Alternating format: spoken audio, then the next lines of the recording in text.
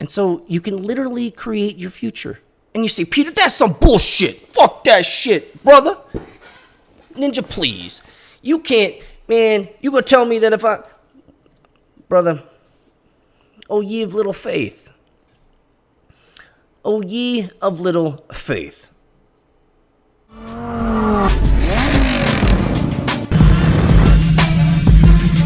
I've built many startups. Most of them have failed. And so Bitcoin is exactly the place that I like to be. We're gonna end it right there.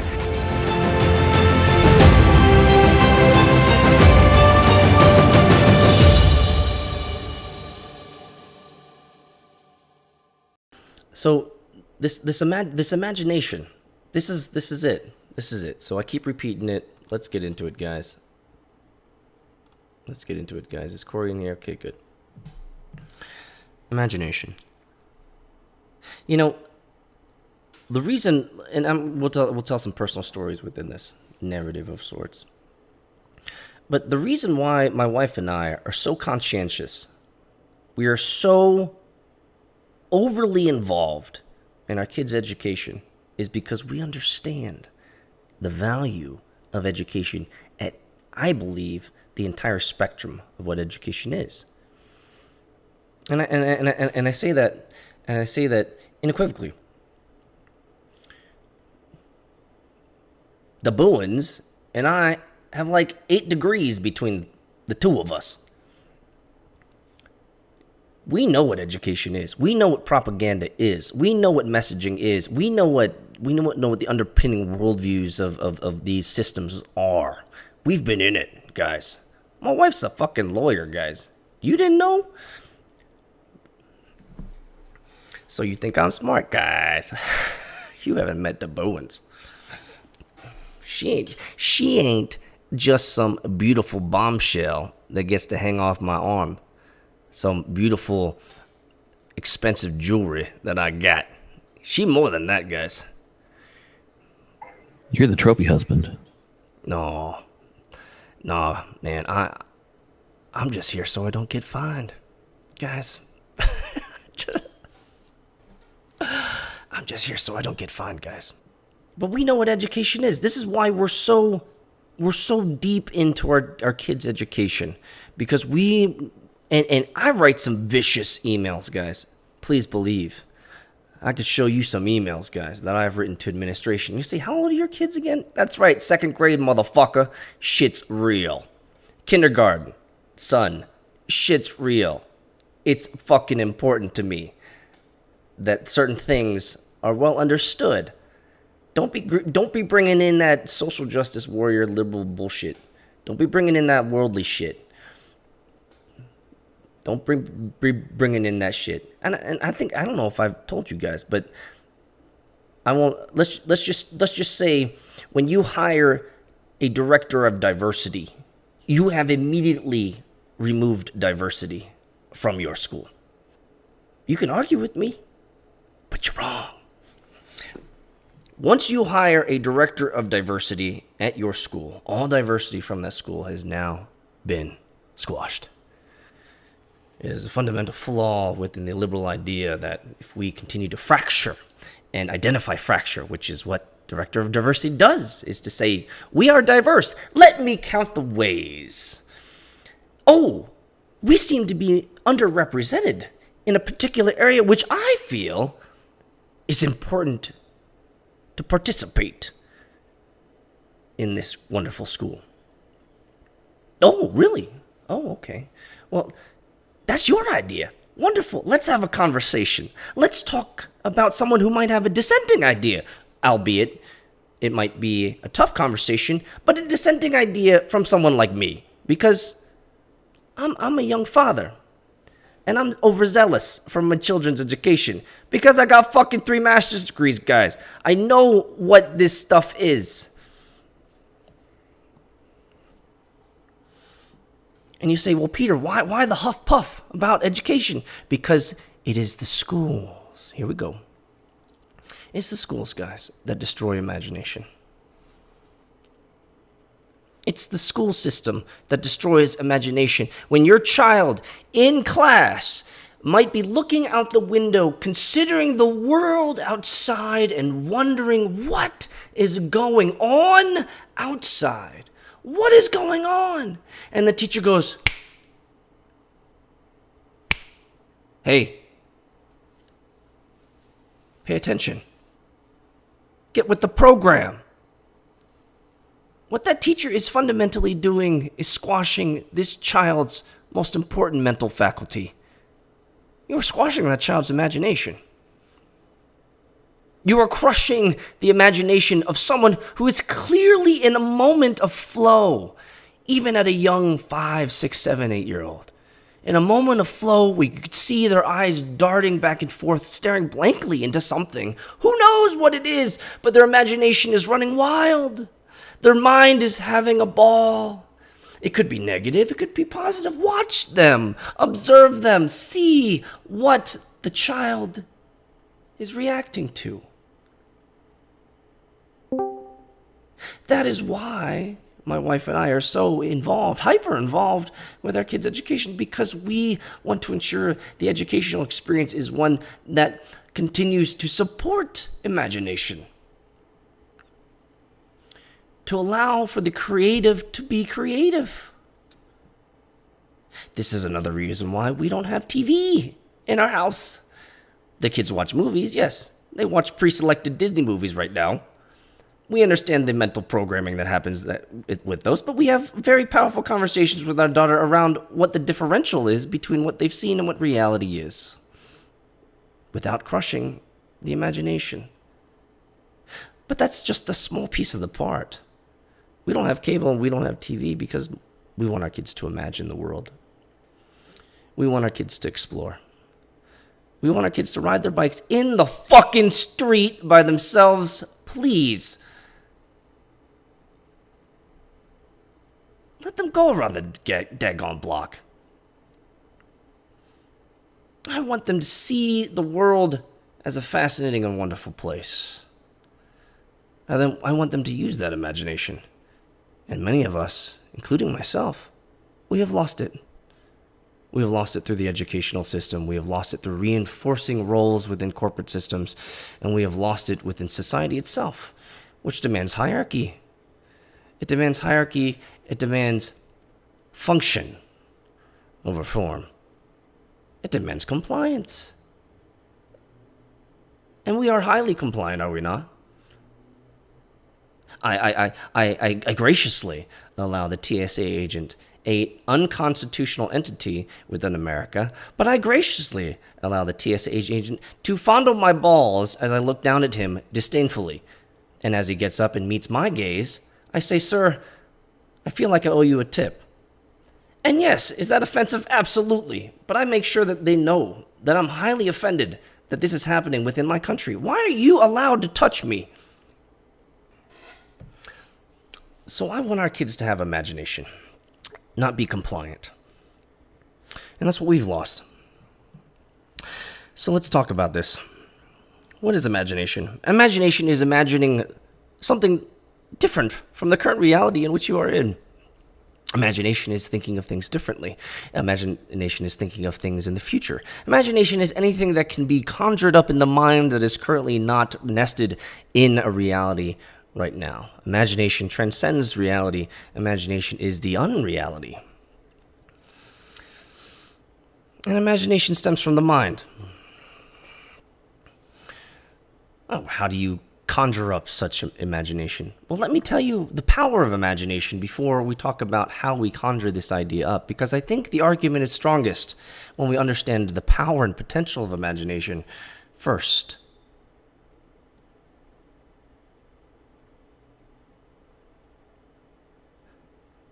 Did you know, as I said in the child's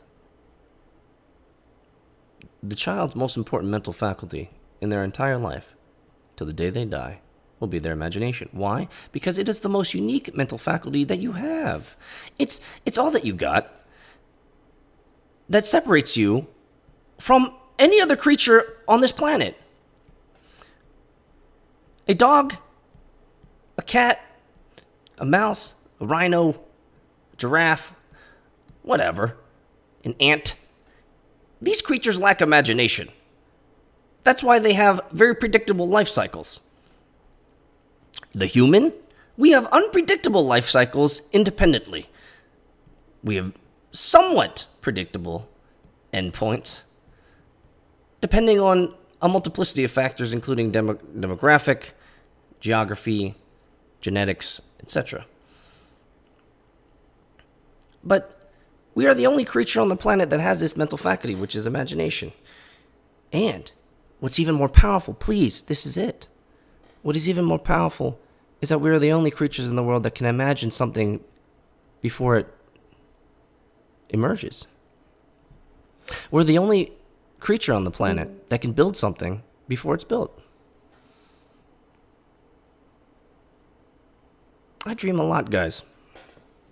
I dream a lot. I dream a lot about this business. Obviously, this is mostly what I think about, and I can when we can save that for another time about what I'm thinking about with the business.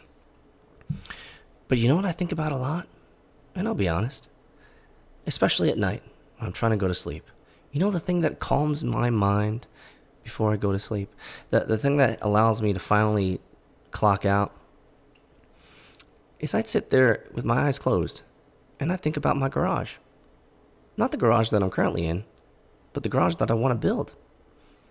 I am endlessly, tirelessly, almost every night, imagining the next garage.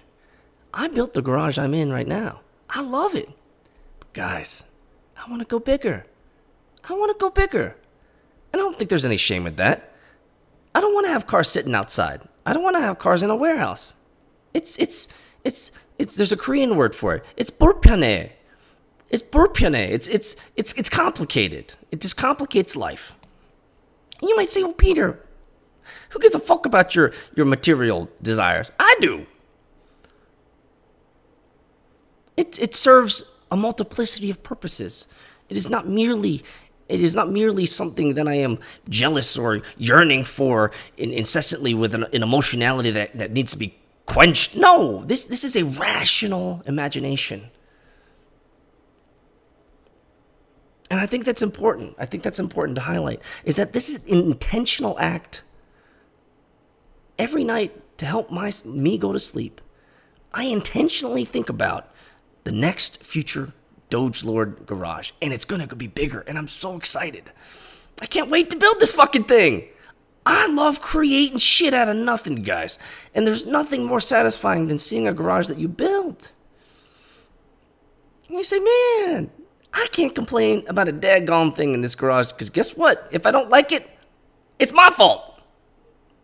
So I better be daggone fucking sure that this is exactly what I want and need right now."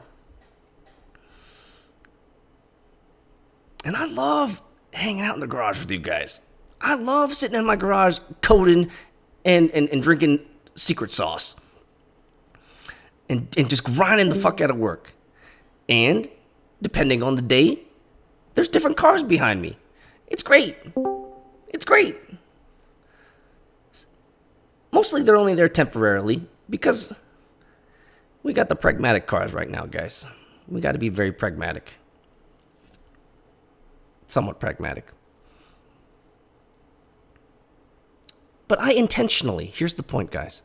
I intentionally engage in the act of imagination every night. And it is wonderful because it is something I really want. It is something I really would, I'm super excited about it, guys. And I'm going to shut up about the details because, guys, I could tell you details.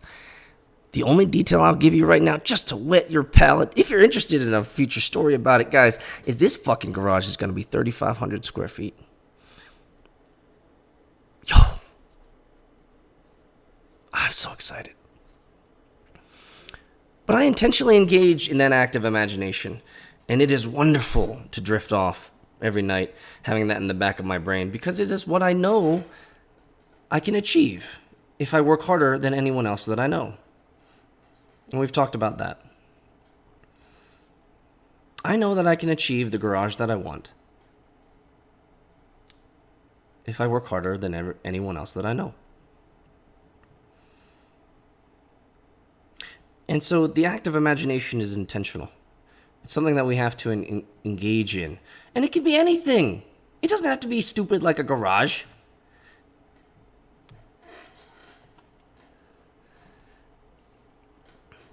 You know? It could be an education. It could be diapers. Right. Sorry, I've been missing the chat. It could be building your first home, Florida water. It could be whatever you want. I don't care. But I think you have... No, I don't think. I know. Whatever you want, you have to intentionally imagine a future of that want.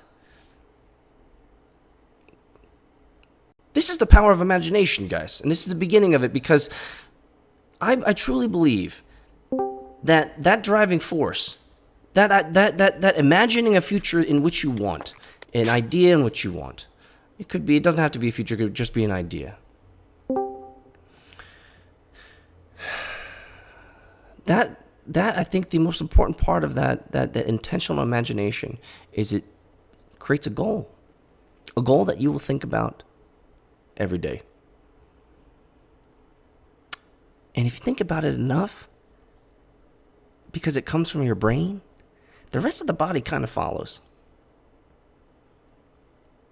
So let me repeat that. And we've talked about this in B90X. Whatever you think about all day is what what your life is going to turn into. Whatever you think about all day is what your life is going to be. Because the mind, it begins with the mind, and it flows down to your artifices. It flows down to your momage. It flows down to your body. It flows down to your actions, your behavior. Your speech. It changes everything. It starts with the mind. And so you can literally create your future. And you say, Peter, that's some bullshit. Fuck that shit, brother. Ninja, please. You can't, man, you gonna tell me that if I... Brother, oh ye of little faith. Oh ye of little faith. I'm living proof, guys. I built this house with sweat and blood. Just kidding. My wife built the house with my money. But I got to build the garage. I worked hard for the money to be able to pay to build a custom house with a wonderful architect and an even better builder. We built our dream home, guys. Just past 30. Just past 30 years old, building my dream house, guys. I imagined this into reality years before we even laid first brick. I imagined this.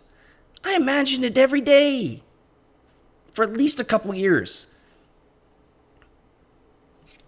I said, I can do this. I can do this. I want this. This is possible. This isn't extreme.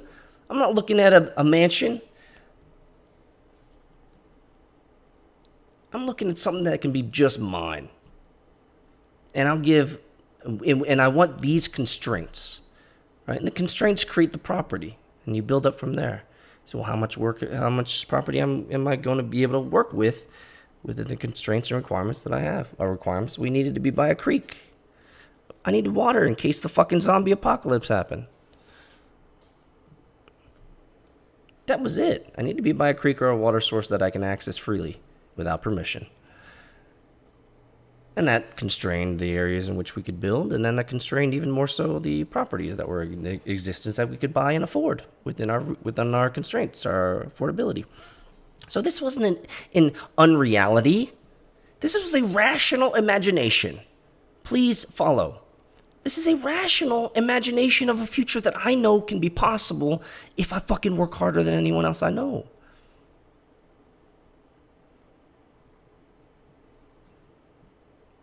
I wanted to be able to say, there's many very superficial goals that I have had in life. Very superficial goals. I'm not ashamed to admit it. I'm human. But they all came from the imagination because I intentionally engaged in the act of future storytelling.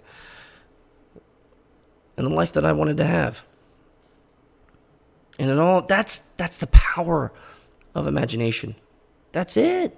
Is that you can imagine a future. You can imagine a future that you can have. Because I'm a walking example of that. I am a literal walking example of that.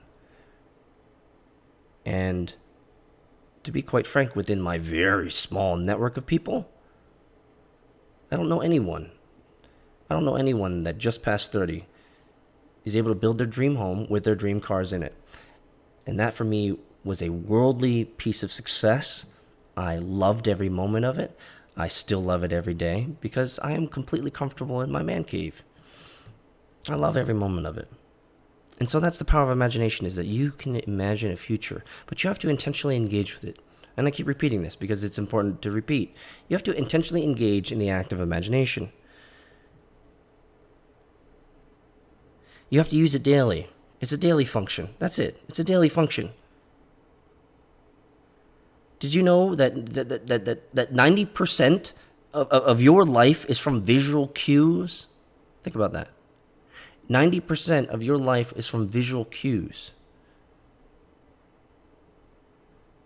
So you got to use all that other 10% to its max.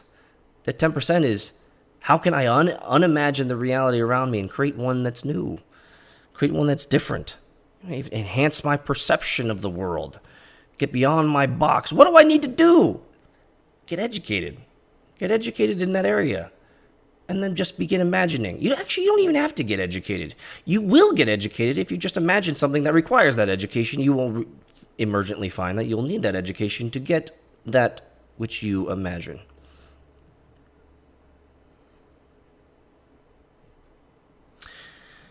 So I intentionally imagine all the time. And these are within reality. These are rational, intentional acts that I do. And I'm going to give you guys 5 tips. And these are things that I actually had to write down for the first time ever, because these are things that just kind of have helped me as a consultant, but also helped me within the world of helping my clients imagine a world different than their own. So I'm actually taking this from a consulting standpoint, but it works effectively well with the imagination of your dreams, not just corporate goals and all that shit. So whenever you're at an end point, whenever you're at a decision point, whenever you're at some sort of point in which you feel like you can go no further, there are 5 questions to kind of ask yourself that help me, as a consultant, help my clients think differently from the way that they're thinking right now. But this is great for imagination as well. And what I say is, imagine, what else is there? What else is there? And you can take that permutation to nth degrees. What else is there negative? What else is there positive? What else is there? Just start with that. Imagine, what else is there? Okay, let me give you a pragmatic example of how I built my man cave, the garage I'm sitting in right now. I started with the layout of the garage, and I said, what else is there? What else is there to do? Well, I need to choose doors, duh. And so you go step by step, and moves you in the right direction when you're stuck in imagination or thinking about the future. The second question is, what's missing? What's missing from here? It could be similar to what else is there, but I think what's missing is very pointed. What's missing from this equation? What do I need? What do I need to have to get what I want? And this isn't a selfish, because people will look at you and say, to get what I want, you're selfish, you're egotistical, you're self-centered. Fuck you. This is reality. I want this thing, okay? I want it. And I need to consider what's missing from getting what I want. I want to build this fucking garage. I'm so excited about it. And what do I need? Well, let's get practical. Let's get rational. Let's get reasonable. Well, I need capital.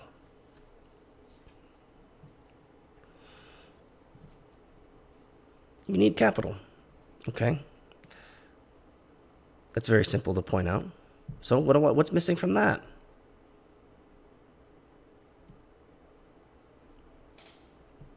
That's exactly right. Self-centeredness is okay. Well, it's the same idea. It's very Ayn Randian, right? Self-interest. Number 3, where is Imagine, where's the gap? Where's the gap? There's always a gap. There's always a gap between one thing and another. Where's the gap between X and Y? Number 4, what is not yet happening? What needs to happen? What is not yet happening to the situation? And my favorite one to get me thinking differently about the current situation I'm in, use my imagination, use my brain, is what would fill in the blank do? And I'm going to give you my 3 go-tos. Okay?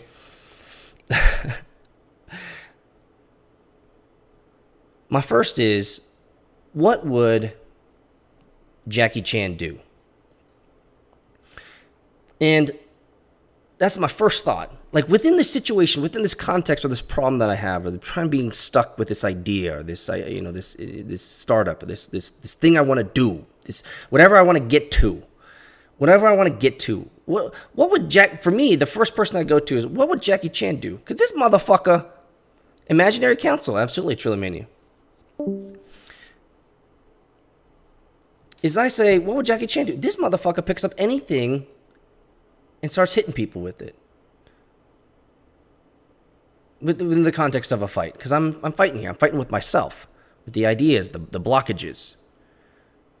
So I think, what is within my reach? Literally, my reach. What is within my reach that I can use to combat this? For me, being in the garage, it's relatively simple. I could reach to my keyboard and begin to fucking type anyway. Or begin to code anyway. Just fucking show up. And the muse maybe will come. But she runs on her own time. She does whatever the fuck she wants. And so sometimes I have to force the muse to show the fuck up. And so you know what else is in reach? My car. I grab the Lambo and I say, I am fucking stuck. I need to get out. And so within my reach is the keys to my car. That's why I built it this way, guys. These are some of these aesthetics of the keys to getting me unstuck in my imagination. I grab the keys to my fucking car. Depends on how I feel. Sometimes I'll drive to the other office, pick up the Porsche. But those things are within reach. And I tell you guys, 9 out of 10 times when I take the Lambo out, or I go over to my other office, I get unstuck. I figure out the problem. I figure out what I need to do. I figure out what's missing. I figure out what needs to happen next. I figure out who I need to reach out to. I figure out what I need to say. I get it, Hex Deck, but I'm going to tell you oh man, that car looks fucking sick, bro.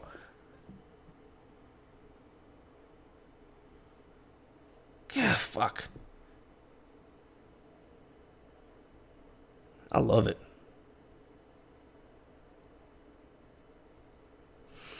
But you know what driving the car does for me? It's an intentional imagination because I begin to think about things randomly. And emergently, things happen. So my first is, what would Jackie Chan do? He reaches out to the thing that's within reach that he can grab to solve the problem.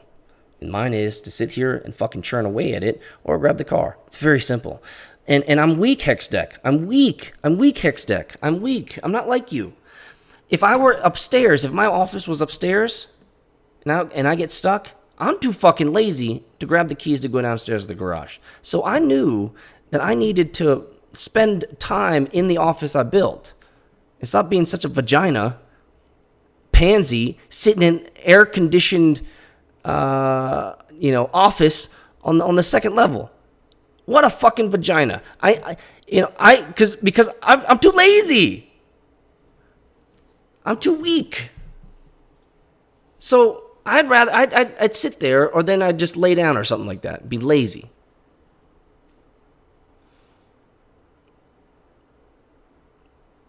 Seriously, I'm too weak, guys. Number one, what would Jackie Chan do? So I need to be within reach. That's why I needed to use this office that I built as an office, but I just was too fucking lazy to finish it. So now we sitting here, and everything that inspires me can get me going. Within reach, guys. Within reach. That's my Jackie Chan. My second is Leroy fucking Jenkins. If you don't know who Leroy Jenkins is, I pity the fool. You are an ignorant individual of social important ideas within the gaming community.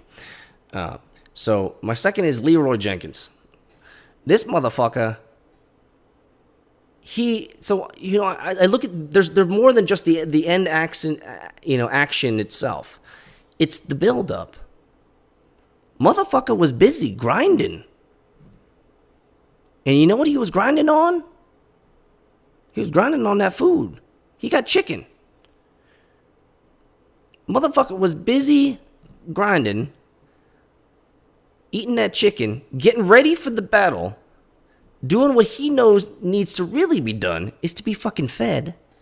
Not talk about statistics and about 33.33 repeating, of course, percent chance of success, and making sure that we AoE everything, and we make sure that we fireball everything and put up divine shield and shit. We and put DPS on the dragon whelps, and make sure that our AoE healing gets popped off at the right time, and make sure that these brothers somehow get the gear that they want to get. Brother ain't got no time for that nonsense. This motherfucker doing the thing that really is important, which is eat. And so he's sitting there eating. And you know what he says? He said, "Chums up, let's do this." It's like, I'm fucking eating. What have y'all been doing? I'm fucking grinding on the most important thing that I need to do right now, which is fucking eat. Because before battle, all those plans don't mean shit. They don't mean shit. All your plans that you put down on paper, and none of that that's all shit. When it comes to real life, guys, things change. So sometimes, instead of planning, which is what we don't do a lot around here, guys, I'll be honest with you, we do a lot of Leroy Jenkins shit. We go up and say, we go fucking Leroy fucking Jenkins, guys. Let's do it. I don't need to think about it. I just need to eat and get ready to code, because we're going to build some shit here. We're going to build a module. We're going to build a feature. We're going to build a function. I don't need to overanalyze it. I don't need to get into analysis paralysis. So when I'm stuck in my imagination, sometimes you just got to Leroy Jenkins it. And you're not going to come out unscarred. Trust me. You always come out scarred. And so this is an intentional act that helped me get unstuck within my imagination with what I'm trying to do. It's I say, you know what? This is going to hurt, but I probably need to do it anyway. And I do a lot of that. And it's not just, I'm just going to start coding and then I might forget eating or something, or I might forget sleeping, which happens a lot. But I Leroy Jenkins through some shit at night. It's the harder ones. Should I go to this conference? Should I fly out to the city? Should I pick up this client? Should I have this call? Is it worth it? Is it worth it? I don't know. Most of the time I don't know. So sometimes I just gotta say, what would Leroy do? Well, Leroy would eat, and so I eat.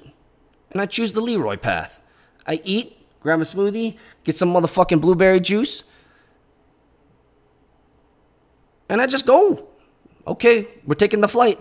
John's on the fucking chat. He can attest to this. When I was in California, I was on my last leg, and John was like, "Hey, dude, I need you to fly back up to fucking San Francisco from San Diego." Well, he didn't say I need to. He said, we had a discussion about it. And I was like, fuck, man, I'm just motherfucking riding this fucking train. All up in this motherfucker. Flights, all up in this bitch. Oh, man, you don't need to be there. Oh, man, you're right. I don't need to be there. He's like, then I told John, I was like, I should be there. You know what? I don't know if this is going to be worth a damn. Getting this $800 fucking ticket last minute to go fucking. Ugh. So I went.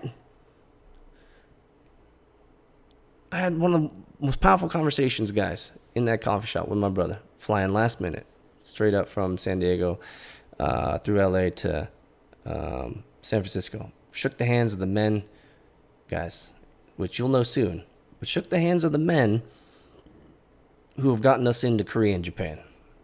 We're playing with the big dogs now, guys. We're playing with the big dogs.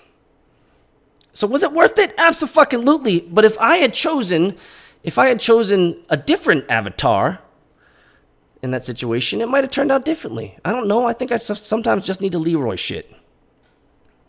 So my first is Jackie Chan. The second person I go to is Leroy. What would Leroy Jenkins do?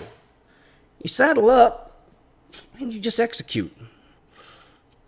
You saddle up and you just execute.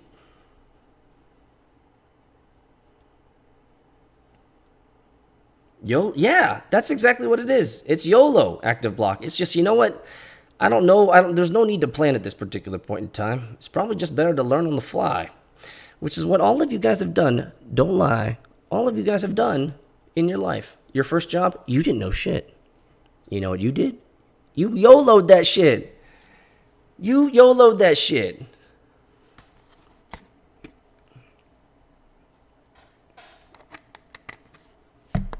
And you know what, guys?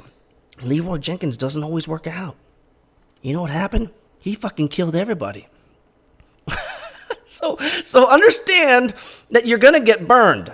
Is the pragmatic reality within this? This number 2. The pragmatic reality is, if you Leroy Jenkins, expect some battle scars. Expect to get hurt. Expect to go beyond your usual limits, because it's going to stretch you, because you're basically just running into the unknown, flailing your sword and flashing your shield, hoping that you don't get fucking eaten.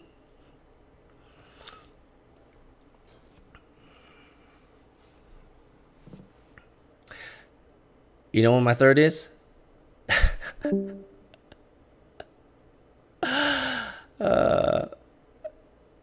My third is Balrog from Street Fighter.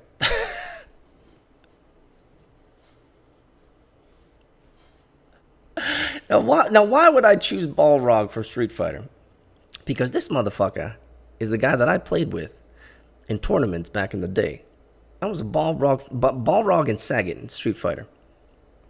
I mean, ever since Evo, was it... What year was it, man? Fuck, 2001? No. Anyway, I mean, I could go back in the gaming history, but I'm not going to go there. But what would Balrog do? Balrog is the boxer, and he just wants to get paid. That's all he wants to do. He wants to get paid. And this guy, let me analyze his character. This guy has, through every iteration of the Street Fighter series, he has moves that allow him to take punches to the face and keep on going. That's his truly unique character trait, is that he will take punches to the face. And he will take damage. But he has sorted out his game. This motherfucker has built himself as a tank. But you might say, well, you could say it could be like Zangief or T-Hawk, if you want to go back to those days. Or the newest character in Street Fighter 5, the big motherfucker, I forgot his name. You say they take damage too. No, these guys are dumb animals. Balrog is not dumb. He might sound ignorant. I can give you that. But he's not dumb. He has chosen this profession. Consider the context. He's an ex-boxer. If he was really good at boxing, he could make a lot of money boxing, right?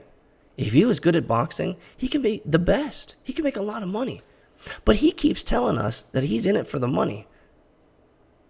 So you know what? The boxing ring is too small. The boxing, no, you completely get it wrong, Florida Water. He's not a masochist. I'm building up. He's not a masochist. He sees the world bigger. He In almost all of his quotes, he's talking about getting that money.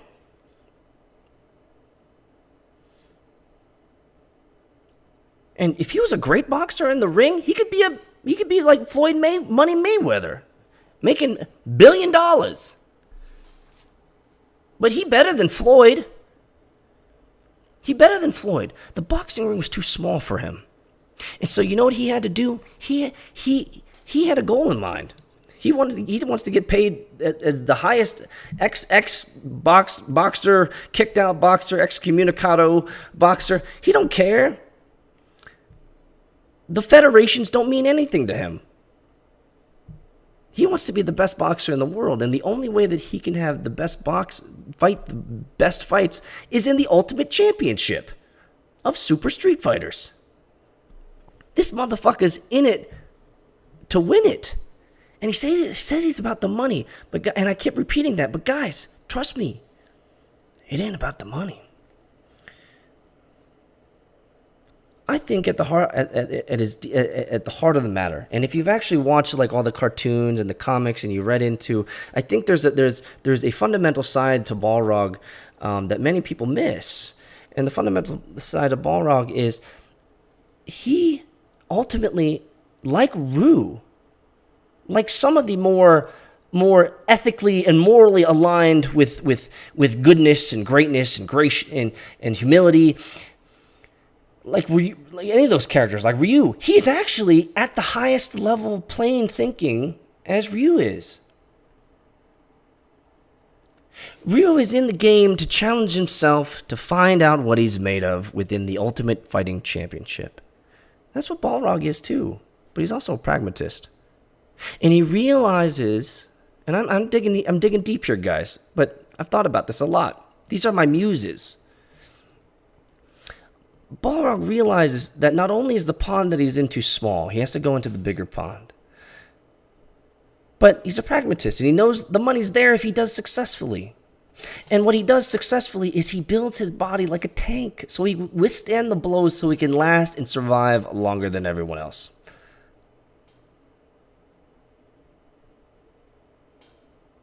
He has built himself. That's the point, guys. He has intentionally built himself to withstand the blows that will come when you're trying to be something greater than yourself. And so that's my Balrog. That's my third. What would Balrog do?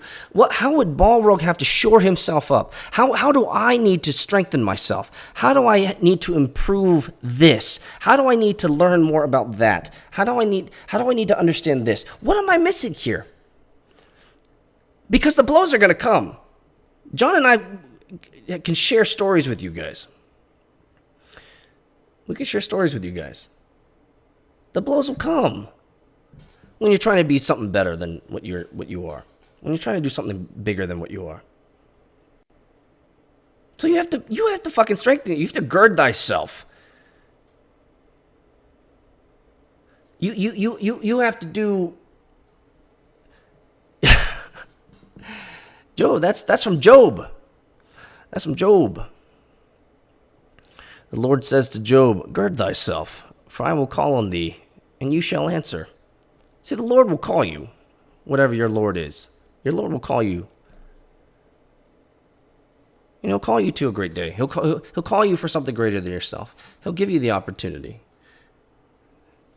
And you shall answer. So you better gird thyself. You better gird thyself. You better gird thy loins. Because it'll come. Yeah, you gotta dig deep in the heroes, man. Deep in anime. You don't game like that? Gonna have to rewatch some shit, man. Dude, I think about this stuff. These are the people these are the muses. These are the avatars. These are the conjurers of fate. These are the individuals that help me get through some hard moments of trying to create that which is out of nothing. See? Look at this motherfucker. Right there. High Def Balrog. Thank you, Bit Native. He's an old man now in terms of contemporary history. He's an old man now. This motherfucker has girded himself. He's a tank. And he's still in the game. He survived, guys. He survived. So, I know we're past time. But that's Sunday's sermon, guys. Use your imagination. Be intentional with using your imagination. Think about dreams. Think about things different. Whatever they are. I don't care. But I tell you, you can make it reality.